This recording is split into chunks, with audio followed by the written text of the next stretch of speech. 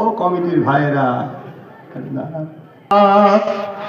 महबूब गाना है। আপনারা আমাদেরকে ভালোবাসেন তো? বলার অধিকার আছে তো নাকি? যদি মনে করেন একটা জলসা দেবো আর তার ওসিলে একটু খানা করে খাবো, তাহলে সে জলসা দিয়ে কিছু লাভ নেই।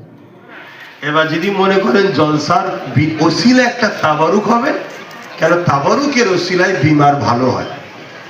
দেওবন্দীদের একজন পীর সাহেব হাজী ইমদাদুল্লাহ মুহাজির মাক্কি রহমাতুল্লাহ আলাইহি, তিনি প্রতি বছরে নবীর মিলাদুন নবী করতেন এবং তাবারুক করতেন,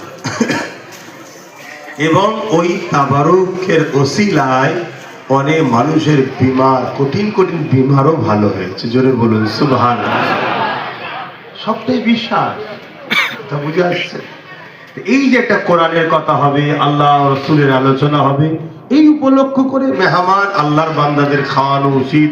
একটা তাবারুক এটা আলাদা জিনিস, তাহলে সেটা কিন্তু আল্লাহ কবুল করবে। এই দানটাও কবুল হবে, যতজন খরচ করেছে। এমনি এমনি হয়নি, অনেক খরচ হয়েছে, আবার বাইরে পড়ে আছেন, গ্রামগঞ্জের ব্যাপার আলাদা, তাহলে কবুল হবে, আপনার রুজিতে বরকত হবে।